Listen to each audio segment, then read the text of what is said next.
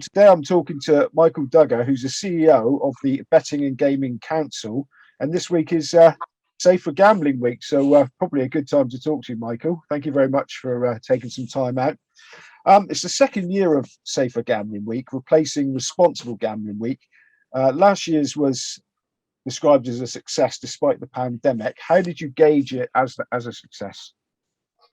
Well, obviously, last year was a very tough year in terms of the closure of betting shops on the high street, but also casinos, vitally important part of our hospitality and tourism sector. So last year was against a difficult backdrop because the land-based sector had been closed for so much of last year. So we're hoping really to go from strength to strength this year. We're able to do a lot more now in the land-based gambling premises, so particularly in betting shops, in casinos, but also in the arcades and in bingo as well. Last year, we concentrated very much around social media and online, which is obviously an increasingly important means of getting your message across anyway. And we were really pleased that social media impressions for Safer Gambling Week 2020 hit 19 million during the week last year. That was up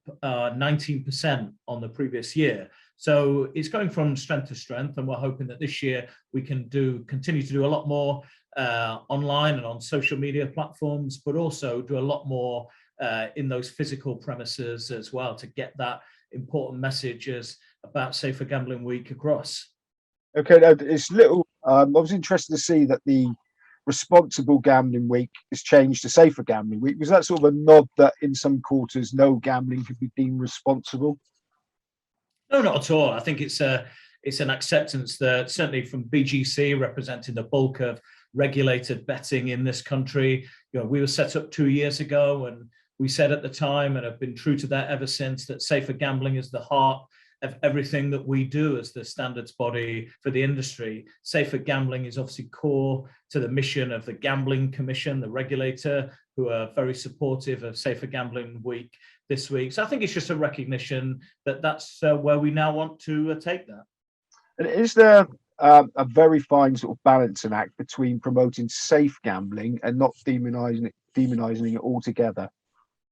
I think it's precisely because we don't demonize gambling that we are engaged in the work we're doing this week and frankly all year round around safer gambling. It's because we recognize that millions of people, nearly half the population, enjoy a flutter from time to time, whether that's on the national lottery, whether it's on bingo or on sports or online gaming or casinos.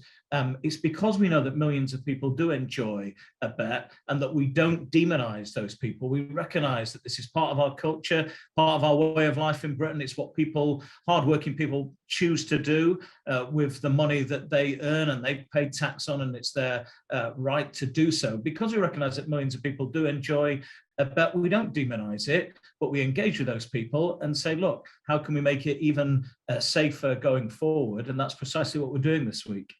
Okay, now you said obviously last year was the pandemic, so you concentrated on social media. How are you getting the word out this year? Well, we've got a whole range of plans for this week. So social media and the areas that we're doing online, really important, increasingly important in terms of how people receive their news and how they communicate with each other. So that work goes on in earnest.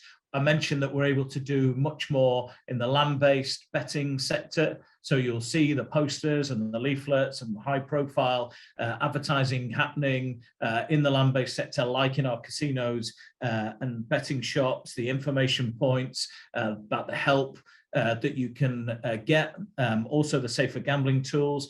But also I'm pleased to say that sport is playing a big part. So football, I know that West Ham versus Liverpool, they'll be promoting Safer Gambling Week. We've had lots of good messages from people inside of football. I saw some online myself in the last couple of days, whether it's David Moyes or Joe Cole, and also in racing as well. I know that a number of the tracks have named particular racers in honor of Safer Gambling Week to get that message across. That's happening at Exeter, it's happening at Newcastle. So I hope across the country it's going to be a whole range of means, and we're going to use every device we can to really get the message about Safer Gambling Week across to as many people as we can.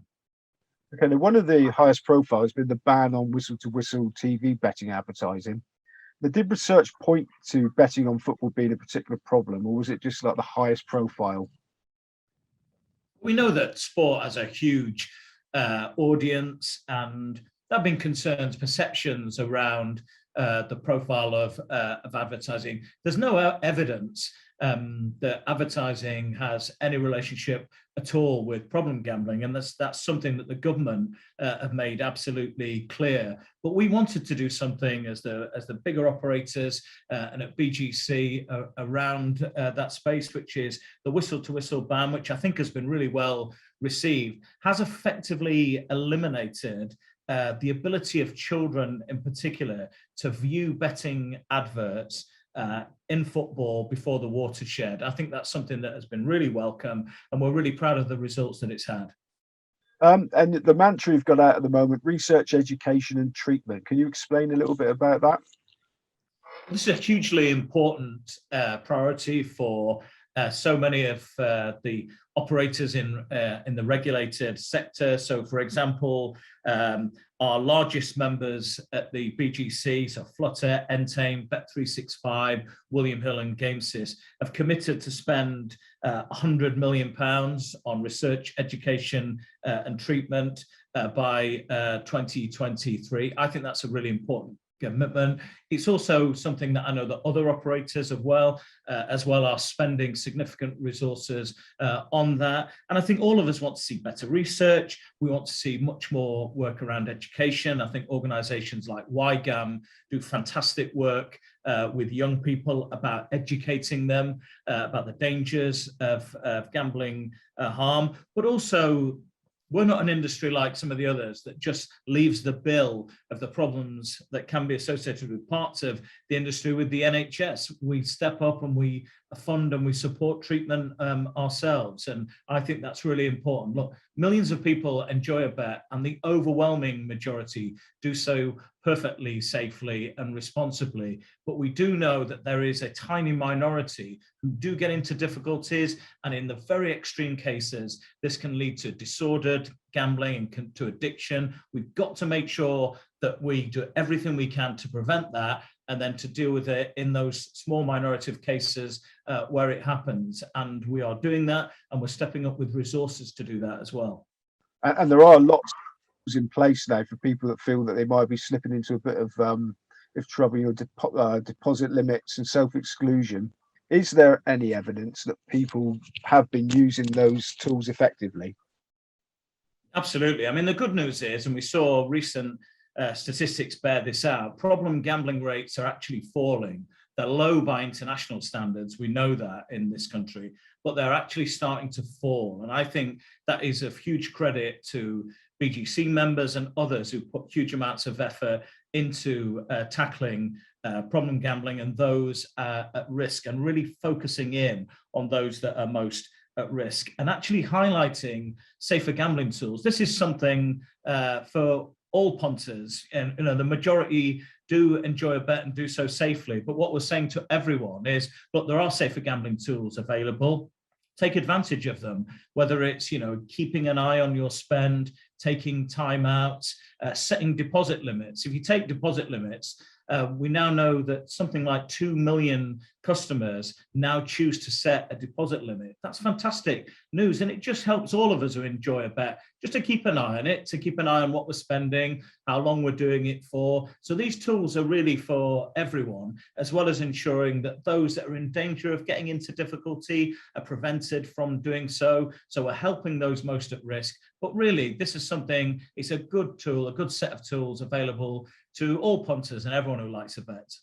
Okay, taking it one step further, I mean, should people that have found that they need to use these tools and they use them, they use them over a period of time, should they be sort of followed up on and advised that abstention is the best option for them?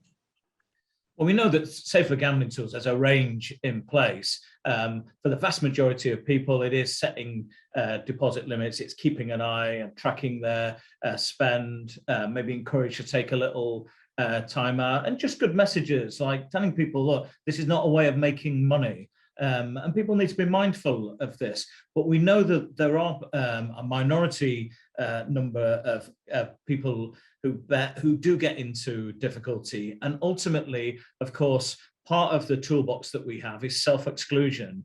When people do get into difficulties, they recognize that they have a problem with this, and they can make the decision to self-exclude. We also know that operators close down very many accounts where we see that there's problematic behavior happening. But well before that, you're seeing lots of interventions from operators designed to contact players, whether it's an email, a phone call, just to check in on them. So there's interventions that happen at a very early stage. You know, we have a great number of markers of harm in place on the online sector, where we can use the algorithms to keep an eye on players, and we make, you know, a huge number of interventions, and ultimately that can lead to customers self-excluding or operators closing accounts, where we recognize that, you know, this is something that's become, you know, a problem for that particular individual. Okay, just two questions left. One idea that was put to me by, funnily enough, a professional gambler who suggests that children should be educated in the mechanics of betting and odds at school, so they realise what they're up against when they decide to bet on, you know, on anything. And also maybe educating sort of punters with percentages and things. You know, do you think that there may be sort of something in that to start much earlier before it becomes a problem? Well, as I've said before, I think the work that we can do in terms of education is absolutely critical. So a huge supporter of the work that YGAM does. Obviously, that's something that the industry itself is supporting and resourcing. So we are full square behind organizations like YGAM and the work that they're doing to educate young people, so they understand really how betting works, but also about the dangers of harm. So I think the more that we can do with young people, the better, to educate them about the potential risks. You know, one of the safer gambling messages I've been struck by, you know, this week in Safer Gambling Week, is that message that this is not a way to make money. You know, you can enjoy having a bet. You do win, but you do lose as well. And I think making sure that people understand that this isn't a means of making money. And I think that's a really important message. And I think that is about educating those that perhaps see it as a means of making money, but also for those that have lost some money to understand that they shouldn't chase losses. You know, that is, you know, and that is also one of the most important things that we're trying to get across this week during Safer Gambling Week as well. Okay, now you've answered a fair bit of my last question, really. But after this week's awareness has been done and the numbers have been crunched, what would you like to see achieved?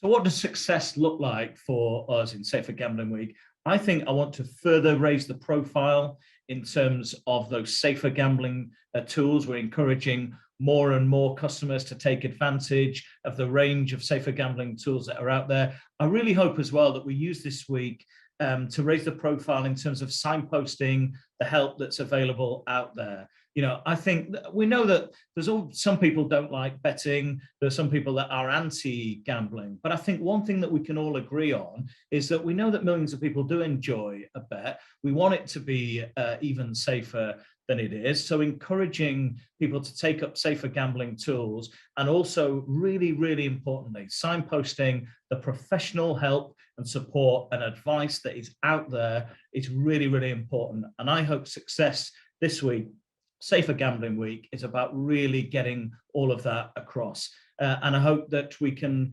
reflect on what we do this week and look to build an even more successful Safer Gambling Week next year. But finally, it's really important to acknowledge that Safer Gambling Week isn't something, you know, that happens just for 1 week of the year. Safer gambling is something that we are committed to doing every single day, all year round. So the work that we're doing, yes, this week is a fantastic opportunity to raise the profile, but that important critical work that we're doing on safer gambling, that's something that's got to happen every single day of every single week. And at BGC, we're determined to do that.